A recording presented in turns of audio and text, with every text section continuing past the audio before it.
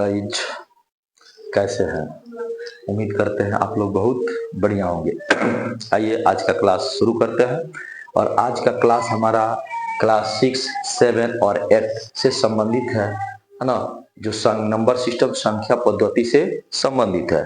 इसमें जो पहला चैप्टर है रियल है ना, रेशनल नंबर, परिमेय संख्या से संबंधित यह हमारा चैप्टर है, उसी के बारे में पढ़ना है। तो इसमें कुछ रूल्स दिए हुए हैं, कुछ नियम दिए हैं, कुछ संख्याओं के बारे में दिया गया है ना। तो संख्याओं के बारे में हम जानते हैं। तो सबसे पहले दिया हुआ है, जो चैप्टर का ही नाम है परिमेय संख्या, उस परिमेय संख्या के बारे में हम जानते हैं कि परिमेय संख्या किसे कहते हैं।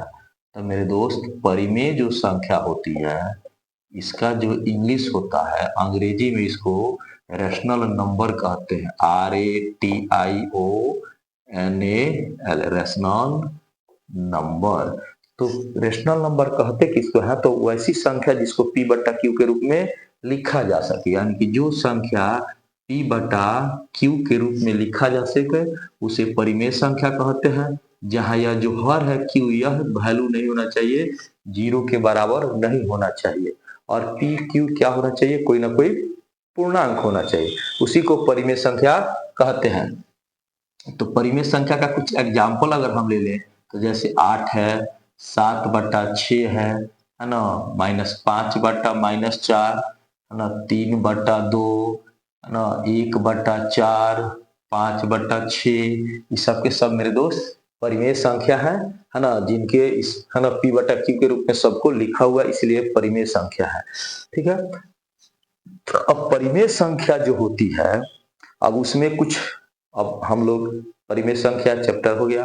अब आते हैं कुछ नियम से इसमें दिया हुआ है ना। जैसे पहला नियम है हमारा, है ना, पहला नियम है समवर्क।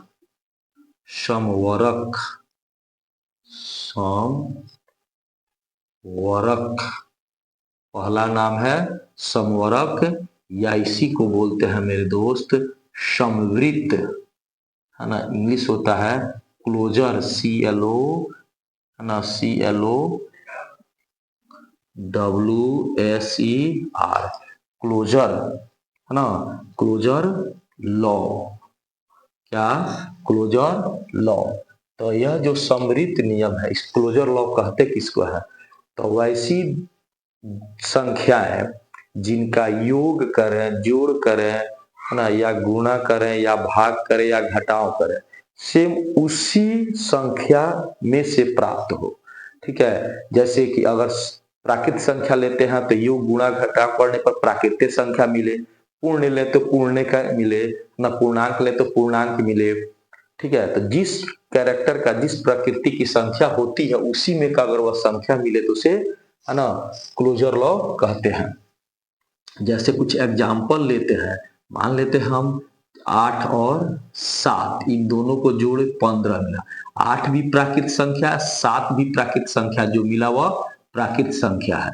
ठीक है। उसी तरह कुछ और एग्जाम्पल ले लेते हैं, मान लेते हैं 12 है, 12 में भाग दे दिए 4 से, आया 3।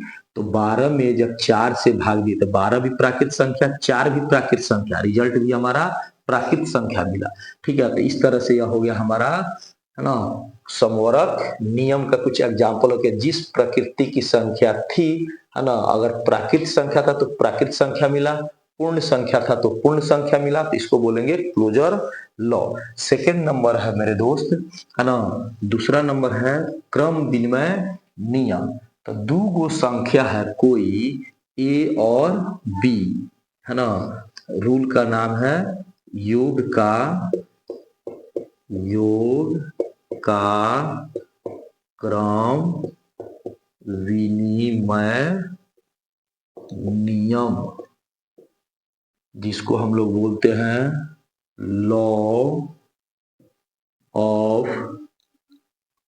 कम्यूटेटिव लॉ, जिसको हम लोग इंग्लिश में कहते हैं कम्यूटेटिव, COMMUTATIVE, कम्यूटेटिव। अब देखते हैं दोस्त, यह योग का क्रम विनिमय नियम होता है, गुणा का क्रम विनिमय नियम होता है।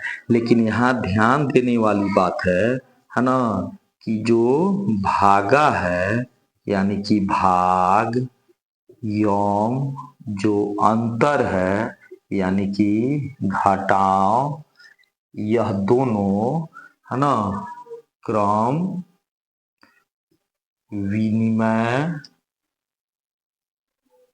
विनिमय नियम का पालन नहीं करते हैं।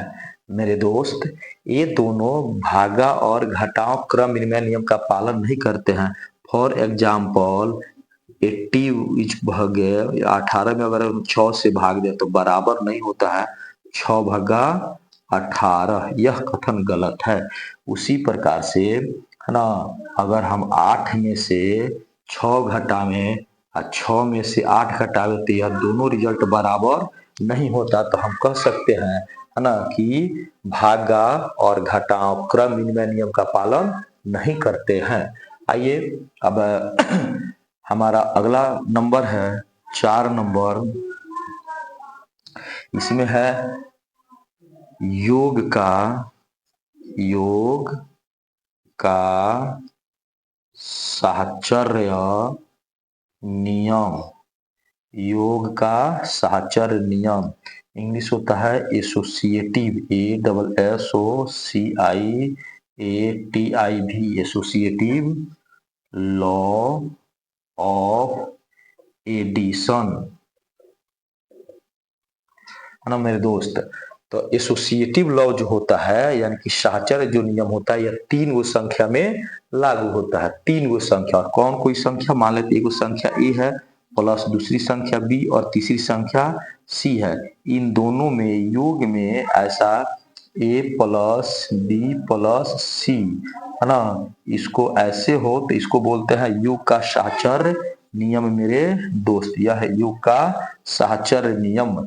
एज एग्जाम्पल लेते हैं, मान लेते हैं 8 प्लस 6 प्लस 4 हो, इसको ऐसे लिखा हुआ है तो इसको अगर ऐसे भी लिख दिया जाए, ठीक है, तो कोई अंतर नहीं होता है ना। पहले हम इन दोनों को ए बी को जोड़ ले, सी को बाद में जोड़े, या है ना, या पहले बीसी को जोड़ के ए बाद में जोड़े, फिर भी रिजल्ट में कोई अंतर नहीं होता है। उम्मीद करते हैं मेरे दोस्त आपको यह वीडियो पसंद आ रही होगी, है ना। अगर पसंद आ रही है तो इस वीडियो को अधिक से अधिक शेयर करें। 5 में है गुणा का साहचर्य नियम। गुणा का साहचर्य नियम इंग्लिश होता है एसोसिएटिव लॉ ऑफ मल्टीप्लिकेशन, है ना। गुणा का साहचर्य नियम, इसमें मेरे दोस्त साहचर्य नियम 3 गो संख्या में होती है, लेकिन गुणा है तो गुणा रहेगा जी, यानी कि ए गुने बी गुने सी इजकल टू होता है ए गुने बी गुने सी। अगर इस रूल का कोई फॉलो कर रहा है तो उसको बोलते हैं गुणा का साहचर्य नियम। कुछ एग्जाम्पल लिया जाए, जैसे 2 गुने अगर 3 है ना, तब है 4, इसको लिख सकते हैं 2 गुने 3 गुने 4, है ना। पहले किसी को भी गुना कर ले कोई फर्क नहीं पड़ता है। अब आते हैं इसमें का मेरे दोस्त कुछ ध्यान देने वाली बात है ना। इसमें भी भाग, है ना, एवं जो भाग है एवं इसका भी जो अंतर है यानी कि अंतर घटाव, है ना, साहचर्य नियम का साहचर्य नियम का पालन नहीं करता है। फॉर एग्जाम्पल के तौर पे लेते हैं मेरे दोस्त, है ना, जैसे कि 8 भागा 4, है ना, कभी भी नहीं होगा भागा 2 का, ठीक है। यह बराबर नहीं होगा इसके बराबर, तो 8, है ना, भागा 4 भागा 2, यह आपस में बराबर नहीं होगा। उसी तरह से अगर अंतर का लेते हैं मेरे दोस्त, है ना, तो अंतर में मान लीजिए 10 माइनस 6, ठीक है, अब माइनस हो 8, ठीक है, तो यह बराबर नहीं हो सकता है, ठीक है, यह बराबर नहीं होगा किसका, तो 10 माइनस 6 माइनस 8, यह दोनों जो हल परिणाम आएगा इसका, ये दोनों रिजल्ट आपस में बराबर नहीं होगा। तो हम कह सकते हैं कि यह सहचर नियम का पालन नहीं करता। आप इसको बनाएंगे, है ना, तो इसका रिजल्ट क्या आएगा, जैसे अगर बनाते हैं तो यह 6 में से 4 घटेगा, पहले ब्रैकेट का काम करते हैं, है ना, 6 में से 10 घटेगा तो 4 बचेगा, उसके बाद माइनस 8 घटाएंगे तो माइनस इधर 4 रिजल्ट आएगा। इसको देखते हैं मेरे दोस्त, तो 10 का तो जो करते हैं, है ना, कोष्ठ है, यहाँ घटाएंगे -2, तो यह हो जाएगा 10 प्लस 2, यानी कि इधर का रिजल्ट मेरे दोस्त 12 आ रहा है, इधर का रिजल्ट -8 आ रहा है, तो यह दोनों आपस में बराबर नहीं है। इसीलिए हम कह सकते हैं कि यह जो घटाव है यह सहचर नियम का पालन नहीं करता है। अब आते हैं दोस्त मेरे 6 नंबर, वितरण नियम। वितरण नियम, है ना, इसको बोलते हैं डिस्ट्रीब्यूटिव लॉ। डिस्ट्रीब्यूटिव लॉ, है ना मेरे दोस्त, यह भी लागू होता है 3 गो संख्या पे, लेकिन इसका कुछ पैटर्न रहता है कि a into B plus C बराबर हो तो a into B plus A into C के फॉर्म में रहता है, ठीक है, यानी कि दोस्त जो बाहर है उससे एक बार इस अंदर वाले से गुना होगा तो यहाँ लिखाएगा ए बी, फिर जो बाहर है उससे दूसरा का अंदर वाले से गुना होगा तो ए सी। फॉर एग्जाम्पल के तौर पे इसको देखते हैं, अगर 8 है कोष्ठ के अंदर है मेरे दोस्त, है ना, अगर लिखा हुआ है कि 26, है ना, प्लस लिखा हुआ है 4, तो इसको कैसे लिखेंगे, चाहे मान लेते हैं 25 लिखा तो कैसे लिखेंगे, 8 गुना, है ना, या लिखा होगा बराबर के इधर 8 गुने 25 प्लस 8 गुने 4, है ना, यह होता है वितरण नियम। योज्य 5 6 7, योज्य तत्समक, योज्य तत्समक, इसका इंग्लिश होता है additive, ADDITIVE, additive identity, INDENTITY, identity, है ना, योज्य तत्समक। तो क्या कहते हैं मेरे दोस्त, जीरो को योज्य तत्समक कहते हैं। क्यों कहते हैं मेरे दोस्त, है ना, क्योंकि जीरो को अगर किसी भी संख्या में जोड़े या घटावे, है ना, तो कोई अंतर नहीं पड़ता, घटाना तो हटा देते हैं, जीरो को जोड़ने पर, है ना, योज्य तत्समक, तो जीरो को किसी भी संख्या में जोड़ेंगे रिजल्ट पे कोई प्रभाव नहीं पड़ेगा। फॉर एग्जाम्पल 8 में 0 जोड़िए आपको, है ना, 8 ही होगा, है ना, 120 में 0 जोड़िए, है ना, 120 का रिजल्ट पे कोई प्रभाव नहीं पड़ता है, इसीलिए जीरो को योज्य तत्समक कहते हैं। अब आते 8 नंबर, गुणात्मक तत्समक। गुणात्मक तत्समक, है ना, इसका होता है मल्टीप्लिकेटिव, MULTIPLICATIV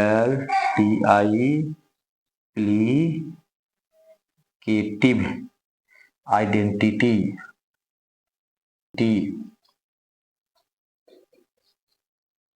ना मेरे दोस्त, है ना, एक को, जो संख्या हमारी एक है, एक को गुणात्मक तत्समक कहते हैं।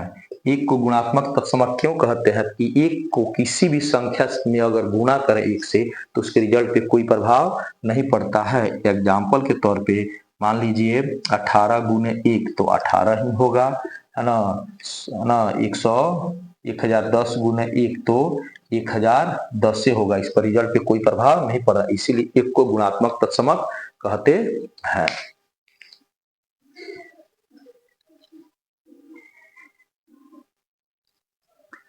अब आते हैं मेरे दोस्त, अगला नंबर हमारा क्वेश्चन है ना, योज्य प्रतिलोम, योज्य प्रतिलोम,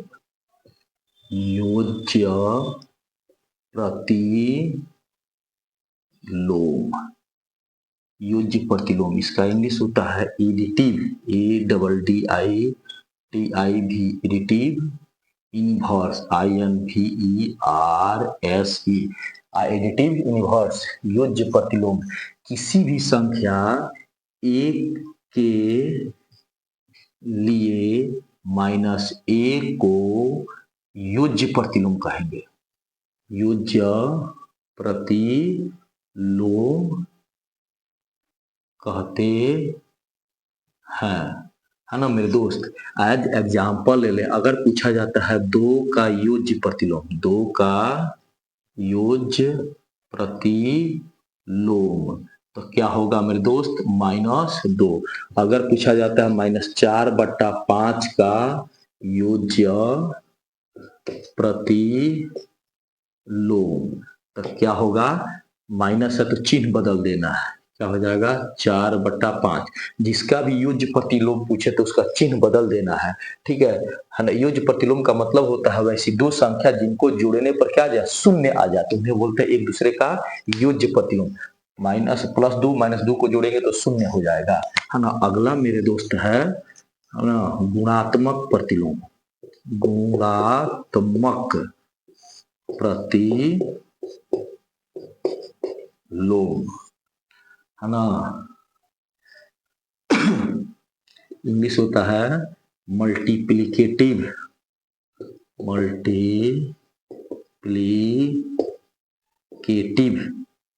इनवर्स।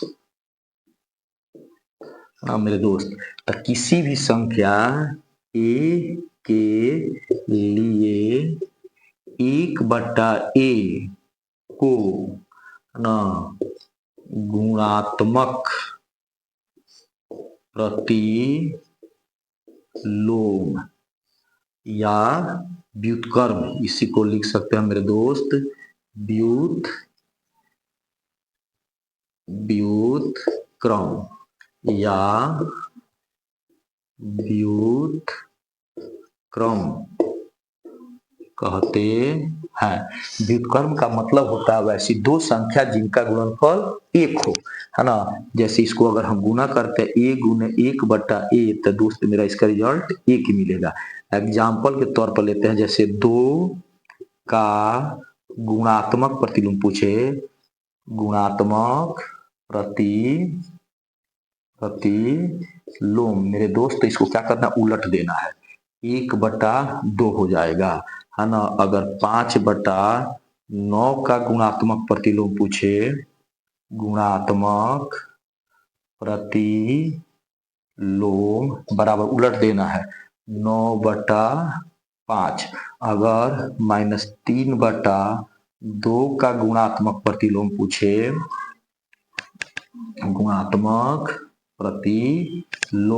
मेरे दोस्त, तो क्या होगा, 2/-3, है ना।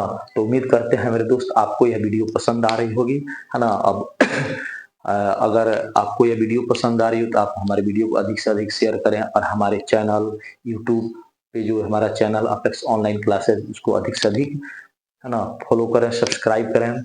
अगर आप हमें